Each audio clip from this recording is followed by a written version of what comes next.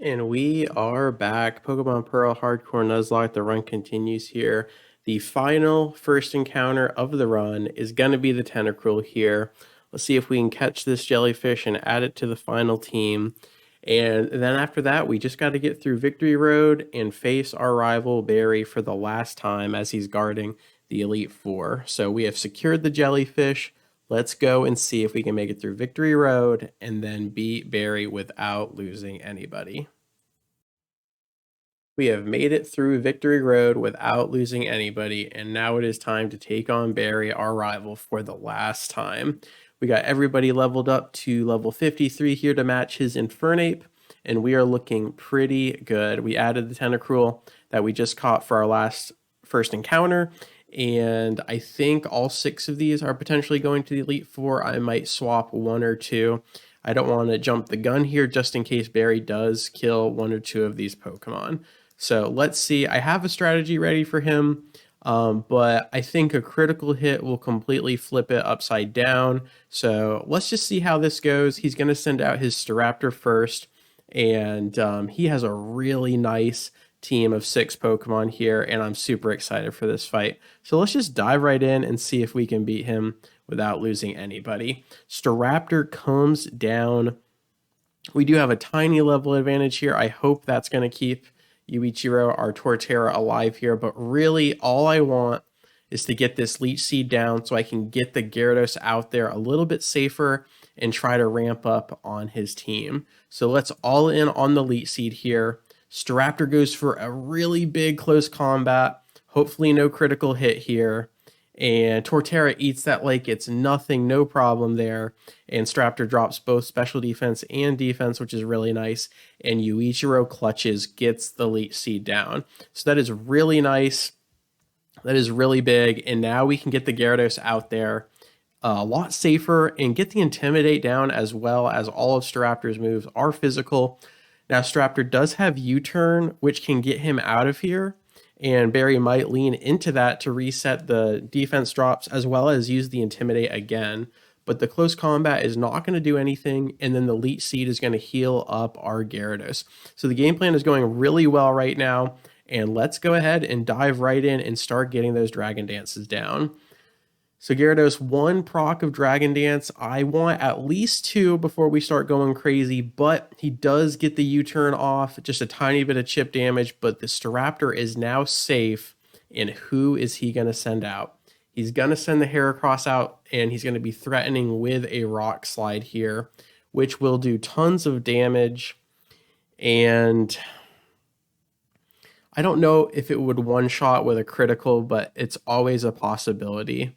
So I think we have lost our window to ramp up with the Dragon Dance. Now we could risk it all on the Rock Slide missing, but that is really risky since it's really only a 10% chance. So I think we actually just roll the Waterfall. I'm fairly confident I can 2-shot with the Waterfall, and we also might get a flinch unless Heracross has Inner Focus. I don't even know if that's a passive that Heracross could have. But I just feel like going for the second Dragon Dance, staring down a Heracross is a really bad idea. So with that being said, let's go for the Waterfall. We do have +1 speed and attack. That might be enough to get us through, or at least get us into a better position to get another Dragon Dance off. So massive damage, and it almost one-shots the Heracross, brings it into the red, and the Rock Slide comes down. How much damage are we talking? It's not stab, but it is super effective, and that's a ton of damage. And on top of that, we don't get the Leech Seed because the Staraptor U-turned out of here. So Barry playing really good around our strategy, but honestly, that was really nice. The Citrus Berry kind of doing what we wanted the Leech Seed to do. And I'm fairly confident that Barry's going to use a heal, right? I don't know if he has Hyper Potions or Full Restores, but if he uses like a Full Restore here and we Dragon Dance, this could be everything. Now, Barry did not heal. Barry was actually going to let the Heracross die, and now Gyarados is going to be in trouble. I really thought Barry was going to heal his bug. He didn't, and if this crits, I think we just lost Gyarados. If this crits, I think we lost Gyarados, and it does not crit, but man, does it open the door for a lot of bad things to happen. Oh my gosh, that's crazy. Okay, so we got one down. This is not going as well as you would hope it to. And now Staraptor comes back out and gets rid of one of our Dragon Dance procs there for the attack. So we're +1, +2. So we are faster than the Staraptor. We are faster than the Staraptor. And honestly, I think we could kill. I think a +1 waterfall is enough to kill the Staraptor. I think a +1 waterfall is enough to kill the Staraptor. Let me go and check my Staraptor and see how good the defense is. I mean, it's not bad, but the thing is, if I go all in, look at that attack, my gosh.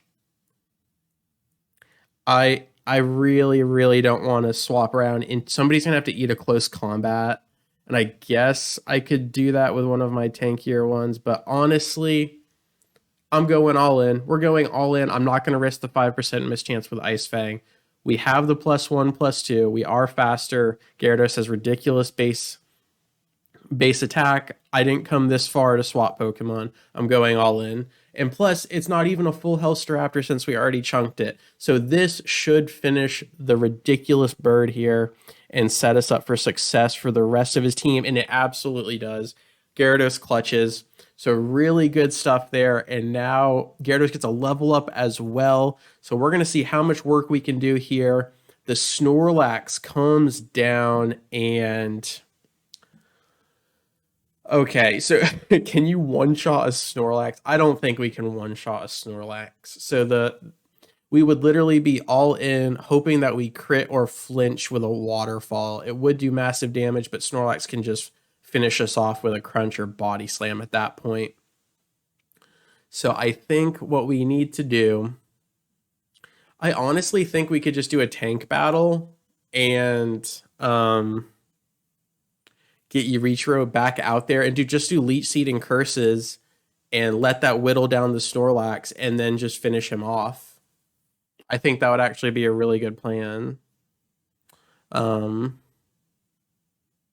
Yeah, since Yuichiro's defense is insane and Snorlax's special defense is really good, not physical defense. So barring a paralysis, oh my gosh, that's a critical. Okay, well, all of that just went out the window. All of that just went out the window, and that is stab, body slam. So we're talking like 125 power.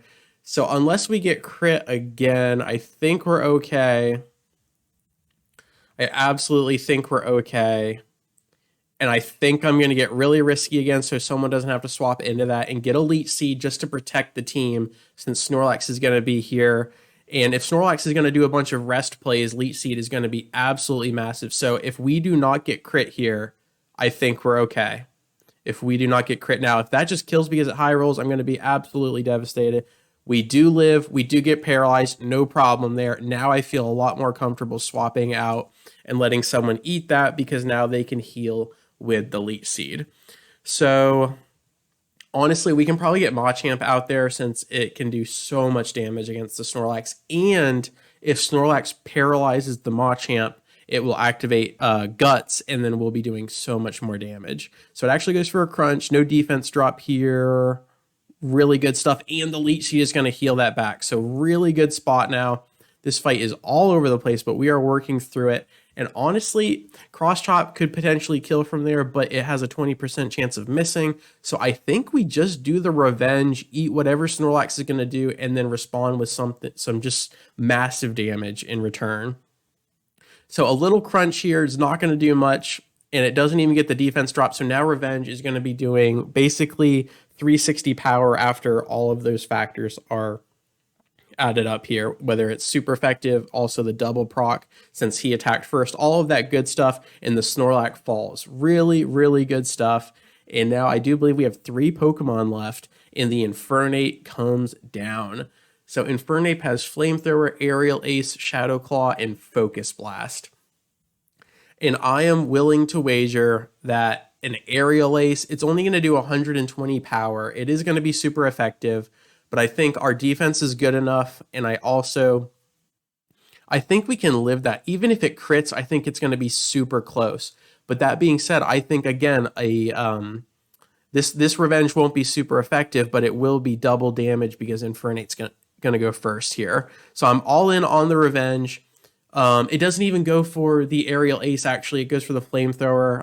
And again, if this burns, it actually backfires on Barry because the guts activates. Either way, we get the revenge off. And I do believe this one shot's given Infernape's tiny, tiny defense stat.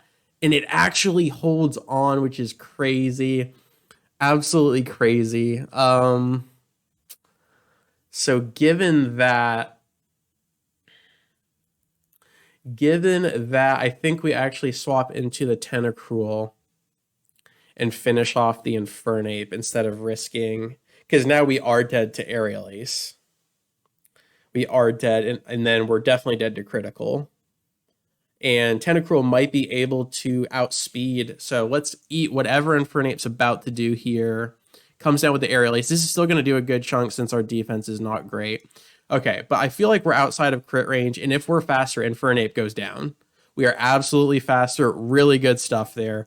And now we are down to 2 Pokemon. Barry proving to be an absolute obstacle leading into the Elite Four here. Really good stuff. Having a lot of fun with this battle. Really pushing us to the edge. I feel like this is preparing us for the Elite Four really nicely here. Floatzel comes down. Is all physical damage here. And then the next Pokemon is Roserade. So we could try to swap poison. I'm just going to get one barrier up and really put the pressure on the Floatzel to crit through that. Ice Fang does literally nothing. We get a barrier, and now Floatzel's attacks are going to be doing even less, and now I feel a lot safer about trading back and forth with the Floatzel here. So Aqua Jet comes down, does no damage. Poison Jab, hopefully a 2-shot here, but potentially a 3. Gets Floatzel to half, and this could do it. This could absolutely do it. We just got to eat another Aqua Jet. No critical, so the barrier paying off there as well. Poison Jab connects, and it is enough to take out the Floatzel. Really good stuff. And the final Pokemon standing between us and the Elite Four is the Roserade with Poison Jab, Shadow Ball, Grass Whistle, and Giga Drain. So unless it crits a Giga Drain, I think we're fine. I'm willing to wager given our special defense and then the barrier to protect us from any poison jabs. So we get Roserade into range. Shadow Ball comes down. If this does not crit, I do believe we walk away with a victory. It does not crit. We get a fadeaway Oran Berry. Seraph drops back, throws down the poison jab, and is that enough to beat Barry and punch our ticket to the Elite Four? And it absolutely is. Amazing stuff there. That fight went on and on and on, but we have made it, and we are now headed to the Elite Four. The level cap, I believe, is 63, so we're going to have to grind up. That's going to take a while, but once we do that, we are on our way. We have 5 battles left in this entire run, and that will do it. As always, thank you so much for your time. I really do appreciate it, and I will catch you on the flip. Peace.